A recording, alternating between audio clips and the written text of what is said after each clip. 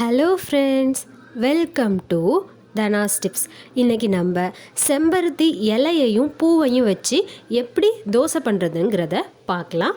செம்பருத்தி பூவை வச்சு தோசை பண்ணுறதுக்கு தேவையான பொருட்கள்: இட்லி மாவு 1 கப், எண்ணெய், செம்பருத்தி பூ 1 கைப்பிடி அளவு. இந்த பூ பார்த்திங்கன்னா பச்சை கலரில் காம்பு இருக்கும்ல, அந்த காம்பை எடுத்துட்டு பூவை மட்டும் தனியாக எடுத்து வச்சுக்கலாம். அந்த பூவை மிக்ஸி ஜாரில் சேர்த்துட்டு கொஞ்சமாக தண்ணி விட்டு அரைச்சி எடுத்துக்கலாம்.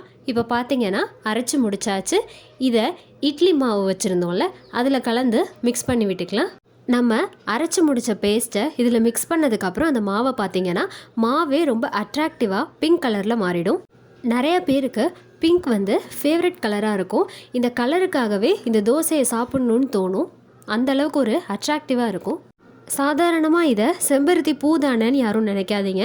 இந்த செம்பருத்தி பூவில் அவ்வளவு பெனிஃபிட்ஸ் இருக்குது. செம்பருத்தி பூவை கலந்து முடித்ததுக்கப்புறம் மிக்ஸி ஜாரையும் கழுவி ஊற்றி இதையும் சேர்த்து மிக்ஸ் பண்ணிக்கிறேன். மாவு ரொம்ப கெட்டியாக இருந்தால் நமக்கு தோசை ஊற்ற வராது, கொஞ்சமாக தண்ணியாக இருக்கலாம். செம்பருத்தி பூவை வச்சு ஒரு எண்ணெய் தயாரித்து அந்த எண்ணெயை டெய்லிக்கும் நம்ம தலையில் தடவிட்டு வந்தோன்னா நம்ம முடி ரொம்ப அடர்த்தியாக வளரும். செம்பருத்தி பூ தோசைக்கு மாவு தயாராகிடுச்சு. இப்போ தோசைக்கல்லில் எண்ணெய் தடவி கல் சூடானதுக்கப்புறம் நம்ம தோசை ஊற்றி எடுத்துக்கலாம். மாதவிடாய் காலத்தில் அதிகமான இரத்தப்போக்கு ஏற்பட்டுச்சுன்னா 10 செம்பருத்தி பூவோட இதழை எடுத்து நெய்யில் வதக்கி சாப்பிட்டா நல்லது. இதயம் பலவீனமாக உள்ளவங்க செம்பருத்தி பூவை பச்சையாவோ இல்லை காய வச்சு பொடி செஞ்சு வச்சுக்கிட்டு பாலில் கலந்து காலையிலையும் சாயங்காலமும் குடிச்சிட்டு வரணும். அப்படி குடிச்சிட்டு வந்தால் இதயம் பலவீனமாக உள்ள பிரச்சனை சரியாகும். இப்போது தோசையை சுற்றி எண்ணெய் விட்டுக்கலாம். உடலில் சூடு அதிகமாக இருக்கிறதுனால நிறையா பேருக்கு வாய்ப்புண், வயிற்று புண் இதெல்லாம் வரும். அந்த மாதிரியான பிரச்சனை உள்ளவங்க தினமும் 10 பூவோட இதழை எடுத்து மென்று சாப்பிட்டா அந்த வயிற்று புண்கள் சரியாகும். இந்த பிரச்சனை சரியாகிறதுக்கு 1 மாதம் தொடர்ந்து இதை சாப்பிட்டு வரணும். தோசை ஒரு சைடு நல்லா வெந்துருச்சு, எடுக்கும் போதும் ஒட்டாமல் நமக்கு வந்துருச்சு. இப்போ தோசையை திருப்பி போட்டு வேக வச்சுக்கிறேன். நீங்கள் தோசையை திருப்பி போடும்போதும் உங்களுக்கு வேணும்னா நீங்கள் தோசையை சுற்றி எண்ணெய் விட்டுக்கலாம். செம்பருத்தி பூ பார்த்திங்கன்னா நம்மளோட உடல் வெப்பத்தை தணித்து குளிர்ச்சியை உண்டாக்கும். கருப்பை நோய், இதய நோய், இரத்த அழுத்தம் போன்ற பிரச்சனைகள் இருக்கிறவங்களுக்கு இது ரொம்ப நல்லது.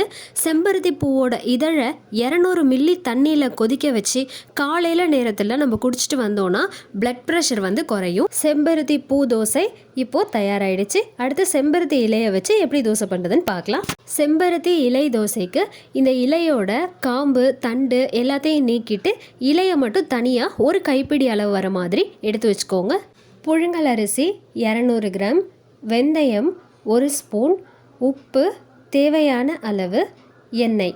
அரிசியையும் வெந்தயத்தையும் 5 மணி நேரம் ஊற வச்சு அரைச்சி எடுத்துக்கலாம். நீங்கள் மாவு அரைக்கும் போதே இலையையும் சேர்த்து அரைச்சிருங்க.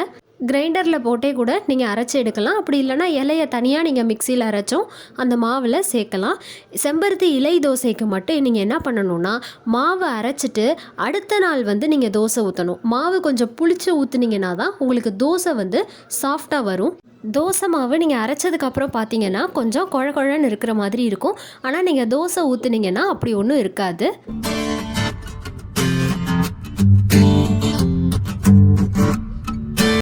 இப்போ பார்த்தீங்கன்னா மாவு தயார் பண்ணி புளிக்க வச்சு எடுத்துட்டேன். தோசை ஊற்றுறதுக்கு இப்போ இந்த மாவு தயாராகிடுச்சு. அப்படி நீங்கள் தோசை ஊற்றி உங்களுக்கு ரொம்ப குழக்குள்ளன்னு இருந்துச்சுன்னா நீங்கள் இதில் இன்னும் கொஞ்சம் இட்லி மாவு சேர்த்துக்கலாம்.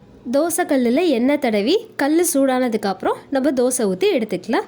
செம்பருத்தியோட இலை பார்த்திங்கன்னா அதுலேயும் நிறையா நன்மைகள் இருக்குது. புற்றுநோயை எதிர்த்து போராடுற சக்தி இந்த செம்பருத்தி இலைக்கு இருக்குது. புற்றுநோய் இருக்கிறவங்க இந்த இலையை வெந்நீரில் கலந்து குடிக்கலாம். அப்படி இல்லைன்னா இதோட இலையை பேஸ்ட் செஞ்சு புற்றுநோயால் ஏற்பட்ட புண்கள் மீதும் தடவலாம். செம்பருத்தி இலையில் விட்டமின் சி அதிகமாக இருக்குது. அதனால் சளி, இருமல், காய்ச்சல் எல்லாத்தையுமே இது குணமாக்க உதவும். இப்போது தோசையை சுற்றி எண்ணெய் விட்டுக்கலாம். செம்பருத்தி இலை நம்ம உடலில் உள்ள நோய் எதிர்ப்பு சக்தியை அதிகரிக்கும். அது மட்டும் இல்லாமல் நம்ம உடம்பில் உள்ள கொலஸ்ட்ரால் அளவை குறைச்சி நம்ம உடம்போட வெப்பநிலையை சீராக வச்சுக்க இது உதவி செய்யும். செம்பருத்தி இலை பூ ரெண்டுமே கிடைக்கிறது வந்து ரொம்ப கஷ்டம்லாம் கிடையாது. மேக்ஸிமம் நிறையா பேர் வீட்டில் வளர்க்கக்கூடிய ஒரு செடி தான்.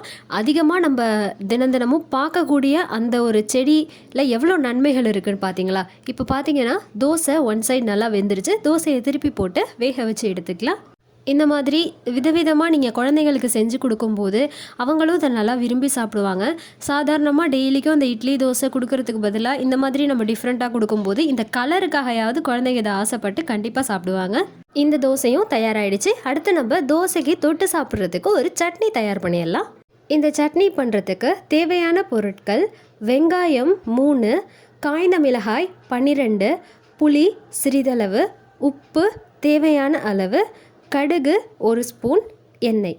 நம்ம இது எதையுமே வறுக்க போகிறது கிடையாது, பச்சையாகவே தான் வச்சு அரைக்க போகிறோம். ஃபஸ்ட்டு மிக்ஸி ஜாரில் காய்ந்த மிளகாய், புளி, உப்பு கொஞ்சமாக தண்ணி சேர்த்து அரைச்சி எடுத்துக்கலாம்.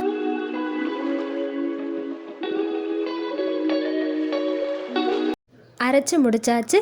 இப்போ இதில் வெங்காயத்தை சின்ன சின்னதாக கட் பண்ணி சேர்த்தலாம். வெங்காயத்தை வதக்கணும்னு அவசியம் கிடையாது. அரைச்சி முடிச்சாச்சு. இப்போ சட்னியில் சேர்க்குறதுக்காக நம்ம கடுகு தாளித்து எடுத்துக்கலாம். கடாயில் 1 ஸ்பூன் எண்ணெய் விட்டு நம்ம கடுகு தாளித்து எடுத்துடலாம்.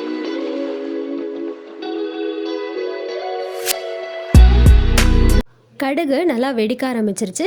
இப்போ இந்த கடுகை நம்ம சட்னியில் சேர்த்துடலாம். இந்த தோசைக்கு பார்த்திங்கன்னா இந்த வெங்காய சட்னி தான் நல்ல காம்பினேஷன். செம்பருத்தி இலை தோசை, செம்பருத்தி பூ தோசை, வெங்காய சட்னி 3மே தயாராகிடுச்சு. செம்பருத்தி இலை தோசை மாவை வச்சு நம்ம தோசை மட்டும் ஊற்றணும்னு கிடையாது, அதை வச்சு இட்லியும் பண்ணலாம். ஆஸ் யூஷுவல் நீங்கள் எப்படி இட்லி ஊற்றுவீங்களோ அதே மாதிரி இட்லி ஊற்றி எடுத்துக்கலாம். இங்கே பார்த்தீங்கன்னா நான் இப்போ செம்பருத்தி இலை மாவை வச்சு இட்லி ஊற்றிருக்கேன். உங்களுக்கு எது பண்ணுறதுக்கு ஈஸியாக இருக்கோ அதுவே நீங்கள் ட்ரை பண்ணுங்கள். ட்ரை பண்ணிவிட்டு எப்படி இருக்குன்னு கமெண்ட் பண்ணுங்கள். சேனலுக்கு சப்ஸ்கிரைப் பண்ணுங்கள். மறக்காமல் பக்கத்தில் இருக்கிற பெல் ஐக்கானை கிளிக் பண்ணிக்கோங்க. தேங்க்யூ.